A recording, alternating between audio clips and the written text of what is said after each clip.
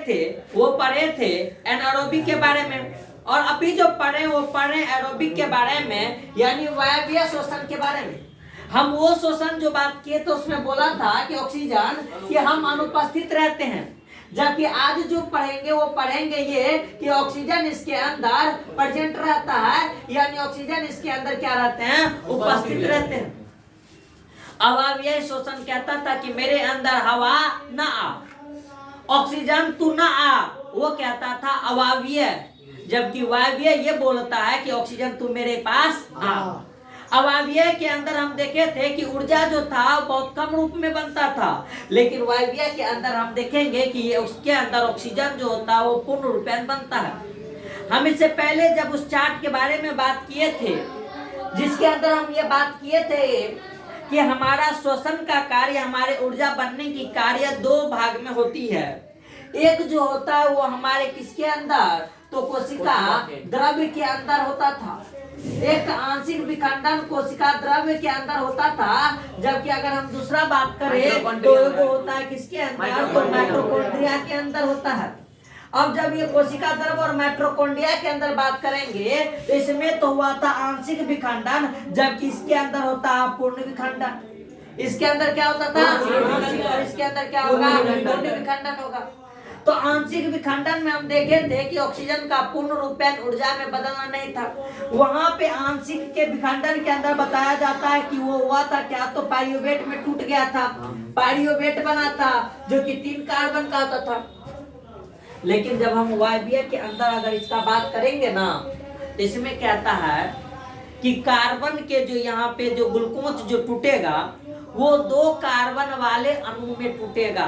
कितना कार्बन में, 2 कार्बन वाले अणु में। यानी कहने का मतलब इस जगह पे जो बताया जाता है कि अवायवीय के प्रथम चरण द्वारा निर्मित 3 कार्बन वाले पाइरुवेट, कितना कार्बन वाला, और श्वसन का हम जानते हैं कि इंटरमीडिएट यानी बीच वाला भाग जो होता है वो पाइरुवेट ही होता है। वो क्या होता है, ये 3 कार्बन वाला था, ये कितना कार्बन वाला था। अब ये 3 कार्बन वाला माइटोकॉन्ड्रिया के अंदर जो कार्य होगा ना, इसके अंदर बोला गया कि 2 कार्बन का 1 बनेगा, और इसके अंदर 1 कार्बन तो बच गया है ना, 1 कार्बन जो होगा वो कार्बन डाइऑक्साइड बनाएगा। काहे कि हम जानते हैं कि जब हम अपने यानी एक विकसित जीव के अंदर श्वसन के बाद जो ऊर्जा का निर्माण होता है, तो हम उसके प्रोडक्ट में जानते हैं कि क्या क्या बनता है, एनर्जी बनता है, क्या कार्बन डाइऑक्साइड बनता है, क्या H2O बनता है। तो ये जो कार्बन डाइऑक्साइड रिलीज होता है, ये कार्बन डाइऑक्साइड रिलीज होता है पाइरुवेट का 2 कार्बन एक जगह, और 1 कार्बन जो होता है वो उसके साथ ऑक्सीजन के साथ बना के क्या बना लेता है, कार्बन डाइऑक्साइड। और ये 2 कार्बन वाला जो कार्बन का ये अणु होते हैं, ये माइटोकॉन्ड्रिया में बताया जाता है कि प्रवेश करता है, और इससे एक एसिटाइल को एंजाइम ए नामक एंजाइम कार्य करता है।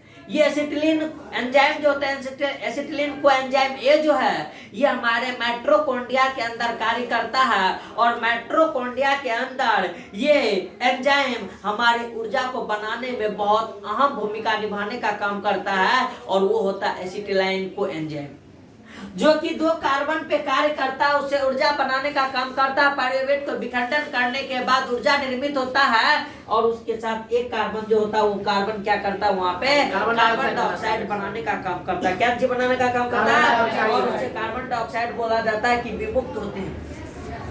और इसके बाद एसिटिलीन को एंजाइम माइटोकॉन्ड्रिया में पूर्ण रूपेण ऑक्सीकृत होकर कार्बन डाइऑक्साइड अणु जल और रासायनिक ऊर्जा मुक्त करते हैं, और यही ऊर्जा जो रहते हैं वो किसमें, एटीपी के अणुओं में संचित रहते हैं।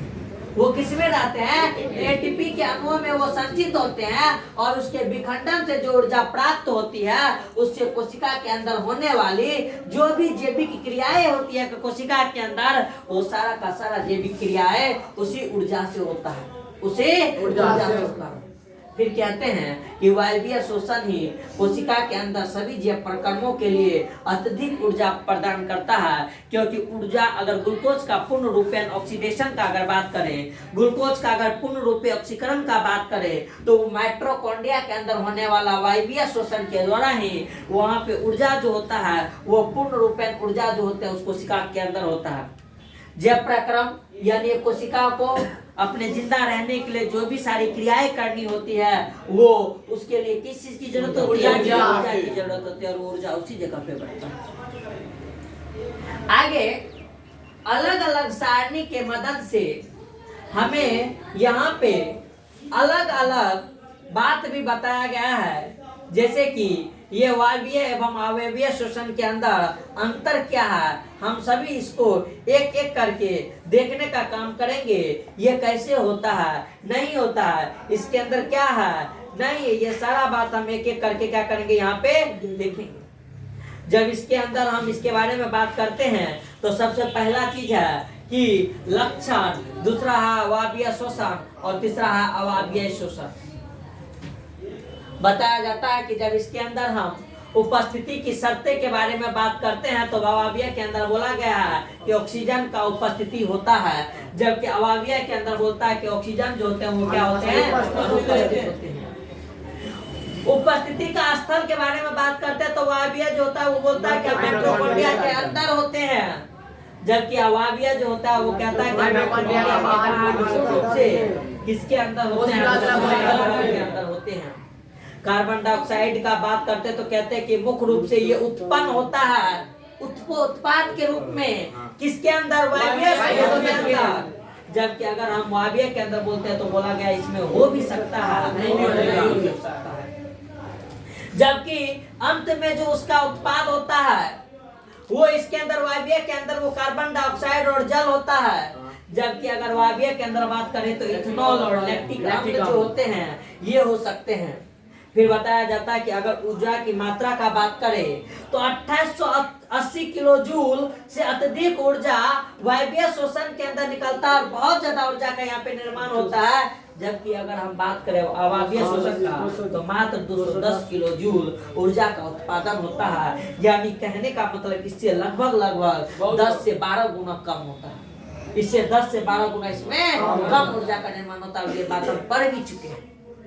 यही तक नहीं, इसके उदाहरण के अंदर बोला गया है कि अधिकतर इसके अंदर पौधे और जंतु आते हैं, जबकि अनॉक्सी बैक्टीरिया, ईस्ट, वायु जीव की मांसपेशियां, ये सारा अगर हम उदाहरण बोले तो ये किसके अंदर, अवायवीय श्वसन के अंदर, ये सारे इसके अंदर का उदाहरण आता है।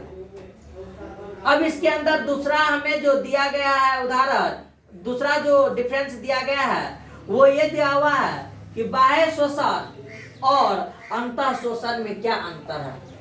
बाह्य श्वसन और अंतः श्वसन हम इस पे भी बात कर चुके हैं। बाह्य श्वसन का मतलब जो ये कोशिका के बाहर होगा, ये कोशिका का क्या होगा, जबकि अंतः श्वसन का मतलब कोशिका के अंदर होगा। ये श्वसन कहाँ पे होगा, कोशिका के अंदर।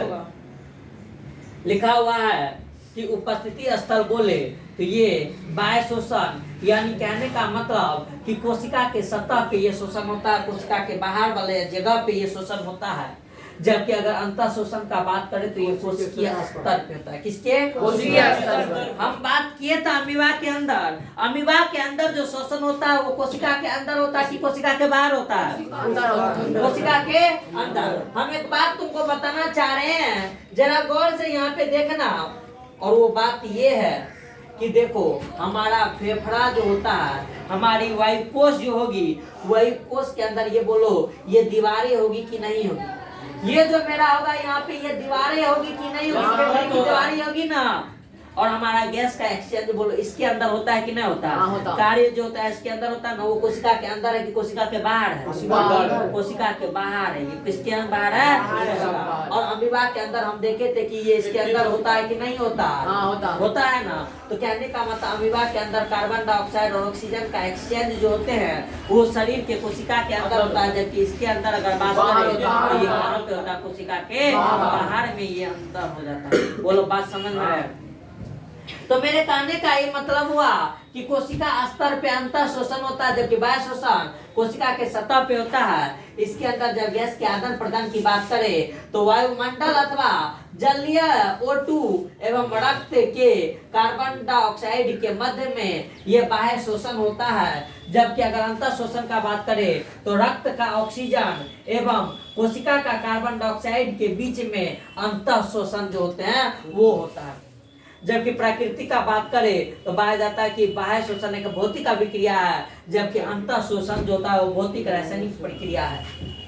एक बात सुन लो, हम लोग के शरीर के अंदर होने वाला रासायनिक अभिक्रिया जो होता है शोषण का, वो किस प्रकार से है? भौतिक और रासायनिक प्रक्रिया के द्वारा हम लोग के अंदर शोषण देखने को मिलता है।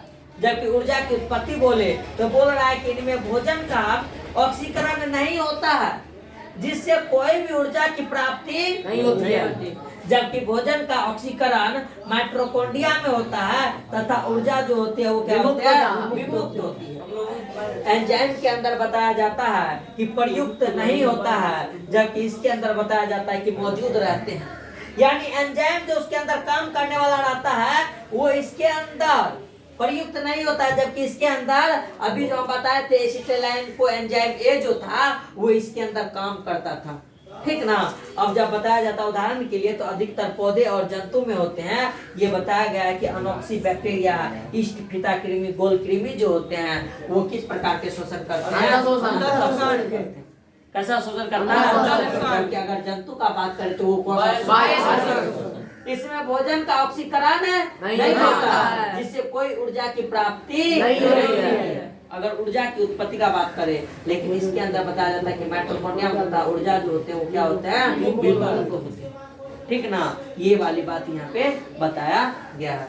लेकिन यहाँ पे एक गलती है। ये क्या है? यहाँ पे गलती है। ये वाला इसमें होना चाहिए और ये वाला ये वाला किसमें? इसमें, और ये वाला इसमें। तो ब्रिलियंट वाला का कौन सी है? थोड़ा सा गलती है। ब्रिलियंट वाला का ये क्या है? गलती है कि ये इसमें होना चाहिए और ये इसमें होना चाहिए, ठीक ना। ये भी इसमें होना चाहिए और ये भी इसमें होना चाहिए, ठीक ना।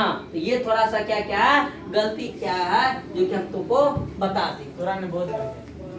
तो फिर जब आगे का बात करते हैं, कंप्लेन कर दीजिए। आगे का जब बात करते हैं, अगला सारणी जो हमारे पास है वो ये है कि शोषण और दहन में अंतर क्या है। पोथी में शोषण और दहन में अंतर क्या है?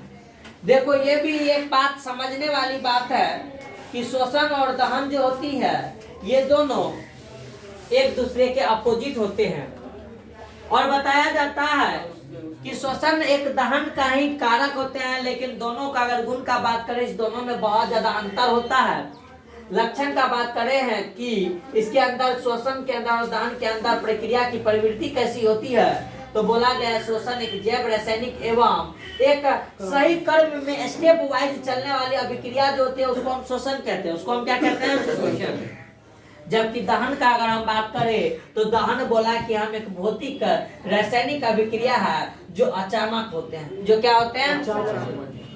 दहन एक भौतिक रासायनिक अभिक्रिया है जो क्या होता है? अचानक होता है। जबकि एक जैव रासायनिक अभिक्रिया जो क्रमबद्ध तरीका से चलता है, ऊर्जा बढ़ने के लिए क्रमबद्ध तरीका से इसके अंदर सारा कार्य होता है। जबकि इसके अंदर जो बताया जाता है वो अचानक ये क्रिया है, हमने आग लग जाना।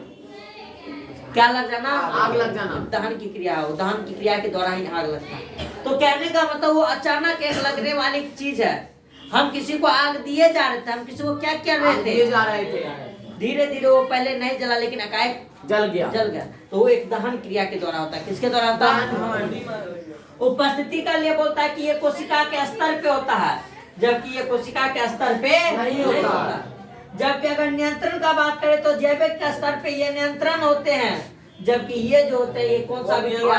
अनियंत्रित अभिक्रिया होते हैं। इसके अंदर ऊर्जा का अगर विमुक्तिकरण का बात करें, ऊर्जा निकलने का बात करें तो ऊर्जा एक चरणबद्ध ढंग से निकलने का काम करता है, जबकि इसके अंदर ऊर्जा जो होती है वो अचानक रूप से विमुक्त होते हैं कहीं पे। यानी ऊर्जा का मतलब इसके अंदर अगर हम बात करें तो हीट ही इसका ऊर्जा है। इसका ऊर्जा को ना उष्मा। क्या है? उष्मा। आग जब लगता है तो क्या निकलता है? उष्मा निकलता है ना रे। उष्मा निकलता है ना, तो उष्मा या तो ज्यादा भी हो सकता है या उसके अंदर क्या होता है? कम। ऊर्जा इसके अंदर अचानक रूप से विमुक्त होते हैं, जबकि इसके अंदर चरणबद्ध ढंग से उसके अंदर ऊर्जा का विमुक्तिकरण होता है। जब हम तापक्रम का बात करें, किसका बात करें? यानी ताप का बात करते हुए एक सीमा के अंदर रहती है, जबकि इसके अंदर से निकलने वाली वो तापक्रम कभी बढ़ भी सकती है और कभी घट भी सकती है। कभी बढ़ भी सकती है और कभी क्या हो सकती है? घट भी सकती है।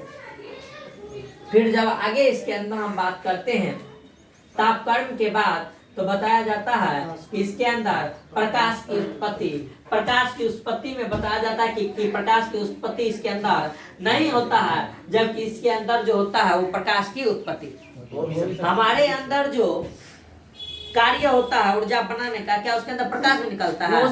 जहाँ पे वो जलता होगा, पेट के अंदर बनता होगा, सॉरी कोशिका के अंदर जो बनता होगा तो वहाँ पे लाइट जलाता होगा, वो लाइट के अंदर करता होगा, ऐसा है? ऐसा नहीं होता, जबकि इसके अंदर बताया जाता है कि वहाँ पे प्रकाश की उत्पत्ति हो सकती है। 7वां बोला गया है कि एंजाइम के द्वारा ये नियंत्रण होता है। हम लोग का कौन चीज, हम लोग के अंदर जो ऊर्जा बनने की कार्य होती है, लेकिन आग को लगने के एंजाइम की जरूरत है। इन्हें बोल देना कि सर जी और पेट्रोल दे देते तो और आग बढ़ जाता है, या मिट्टी तेल देंगे तो और आग, ऐसा नहीं होता। घी डालने से वो एंजाइम का काम नहीं करता।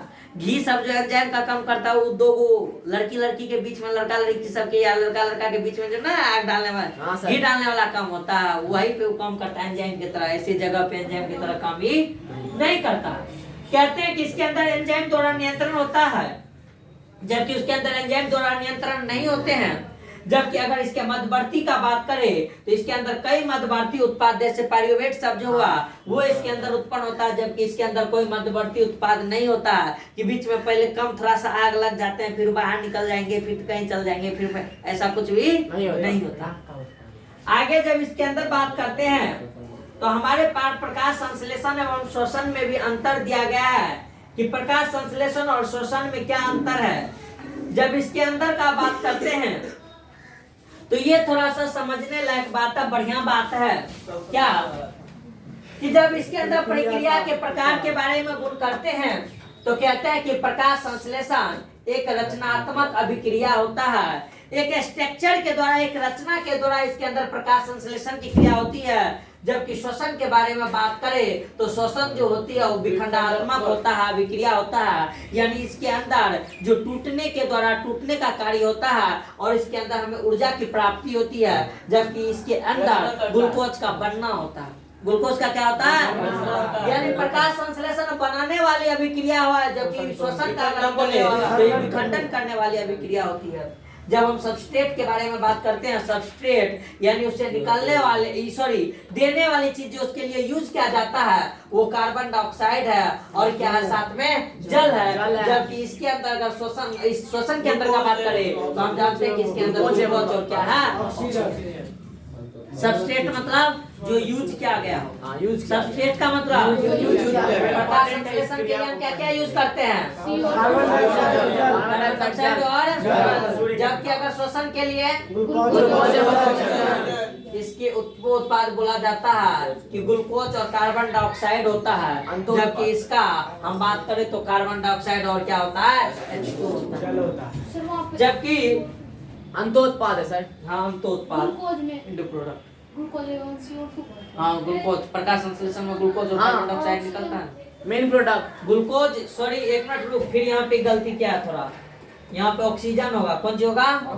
ग्लूकोज और ऑक्सीजन, ग्लूकोज और ऑक्सीजन। जबकि शोषण के अंदर क्या होगा? कार्बन डाइऑक्साइड, कौन सी? कार्बन डाइऑक्साइड और H2O, वहाँ पे ठीक है, ठीक ना।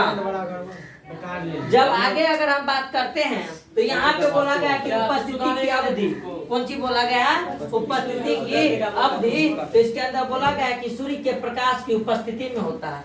किसके उपस्थिति में? सूर्य के प्रकाश की उपस्थिति में। जबकि ये संपूर्ण जीवन काल में लगातार चलने वाली जो होती है वो क्रियाएं होती है। फिर जब हम इसके अंतःग्रस्त यानी इनवॉल्व कोशिकाएं के विभिन्न प्रकार का बात करते हैं तो बोला गया कि यह उन्हीं कोशिकाओं में संपन्न होते हैं जिनमें हरित लवक पाए जाते हैं। लेकिन अगर शोषण का बात करेंगे तो ये कोशिका कोई भी क्यों ना हो, सभी कोशिकाएं के अंदर वो शोषण का कार्य करके ऊर्जा को, कार्बन डाइऑक्साइड सबको बनाने का काम वहाँ पे करने का करता है। उपस्थिति का स्थल अगर बात बोले तो बोला जाता है प्रकाश संश्लेषण हरित लवक के अंदर होता है। जबकि शोषण का अगर तो बताया जाता है कि ये किसके अंदर होता है? माइटोकॉन्ड्रिया के अंदर होता है। किसके अंदर होता है? माइटोकॉन्ड्रिया के अंदर होता है। इसके अंदर अगला बात किया गया है कि प्रकार इसके अगर हम प्रक्रिया की प्रवृत्ति के बारे में बात करते हैं तो बताया जाता है कि ये ऊर्जा शोषी अभिक्रिया है, यानी ऊर्जा ग्रहण करके ये प्रकाश संश्लेषण होता है। जबकि अगर इसका बात करें तो ये जब ऊर्जा मतलब कहने का मतलब जब ये प्रोडक्ट बनाता है तो उस समय ऊर्जा को निकालने का कार्य करता है, और ऊर्जा को यहाँ पे निकालने यानी इसको अगर हम बोले तो ये इंडोथर्मिक रिएक्शन होता है। जबकि ये जो है श्वसन जो होती है वो एक्सोथर्मिक रिएक्शन होता है, जिससे हम इंटरगोनिक और एक्सर्गोनिक के नाम से भी जानने का काम करते हैं, यानी ये उष्मा लेने का काम करता है और ये उष्मा देने का काम करता है। तो इसमें कुछ चार्ट के थ्रू बताना चाहा कि कैसे क्या होते हैं, दहन क्या होता है, शोषण क्या होता है, प्रकाश संश्लेषण में क्या हुआ, ये सारा एक चार्ट के थ्रू समझाने का काम किया। लेकिन थोड़ा थोड़ा उसके अंदर क्या है गलत भी चीज दिया गया है, जिसको क्या हमें क्या करना है देखना, ठीक ना। हाँ अब उसको बंद करो पहले।